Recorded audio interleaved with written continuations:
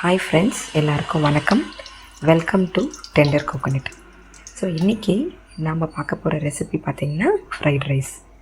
So அதுக்கு நீங்கள் என்ன பண்ணணுன்னா, ஒரு கடாய் எடுத்துக்கோங்க, எண்ணெய் ஒரு 3 ஸ்பூன் ஊற்றிக்கோங்க, நெய் கம்மியாக ஆட் பண்ணிக்கோங்க. நெய் ரொம்ப அதிகம் வேண்டாம், சும்மா கொஞ்சமாக நெய் ஆட் பண்ணிக்கோங்க.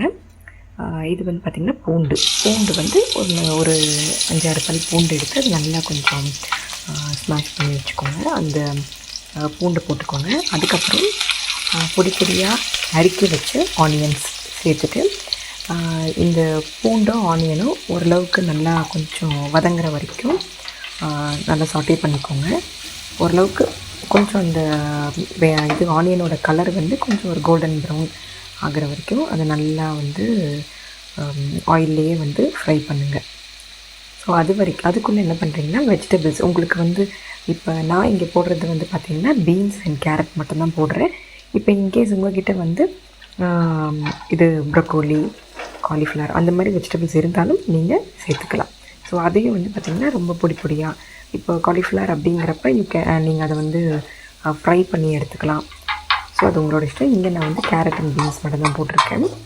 ஸோ அந்த கேரட் பீன்ஸையும் நீங்கள் என்ன பண்ணலான்னா போட்டு நல்லா சாட்டே பண்ணிக்கோங்க. இதில் என்னென்னா, நீங்கள் ஊற்றுற ஆயில்லையே தான் இந்த கேரட்டு பீன்ஸும் ஃப்ரை ஆக போகுது.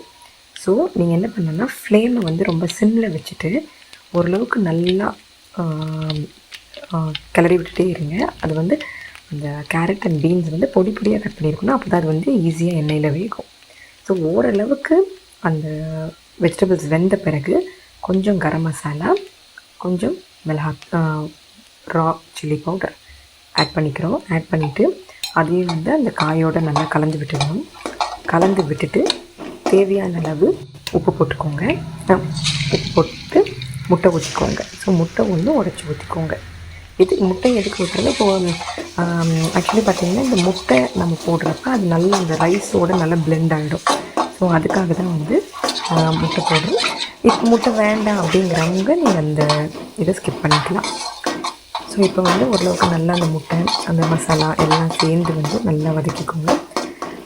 உப்பு இப்போயும் சேர்த்துக்கலாம், முன்னையும் சேர்த்துக்கலாம், அது நம்மளோட இஷ்டம். ஸோ இப்போ ஓரளவுக்கு உங்களுக்கு தேவையான உப்பு போட்டுக்கோங்க. உப்பு போட்டு நல்லா பெரட்டிட்டு, ஸோ இதெல்லாம் பண்ணுறதுக்கு முன்னாடி நான் பாஸ்மதி ரைஸை நல்லா பாயில் பண்ணி வச்சுருக்கேன். ஸோ பாஸ்மதி ரைஸ் நல்லா அந்த கலவையோடு ரைஸை போட்டுட்டு அதையும் நல்லா மிக்ஸ் பண்ணிக்கோங்க.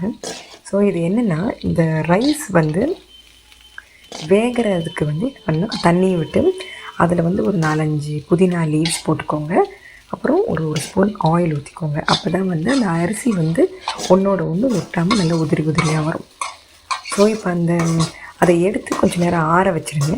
ஸோ அதை முன்னாடியே பண்ணிவிடுங்க. இதை செய்கிறதுக்கு ஆரம்பிக்கிறதுக்கு முன்னாடியே அதை பண்ணிவிடுங்க. ஸோ இப்போ பார்த்திங்கன்னா ரைஸை போட்டு கலந்தாச்சு.